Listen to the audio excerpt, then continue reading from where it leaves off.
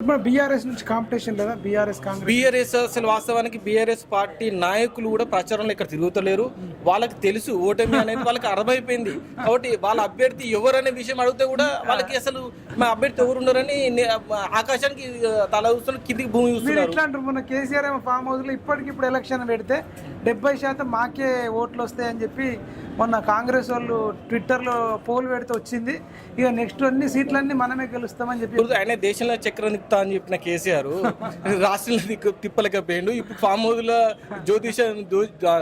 జ్యోతిషాలు చెప్తే తెలంగాణ ప్రజలు వినడానికి ఎవరు సిద్ధంగా లేరు. మన ఫామ్ హౌస్ లో పోల్ గురించి మాట్లాడింది 70% వచ్చినాయని 70% కాంగ్రెస్ పోల్ పెట్టిందంట.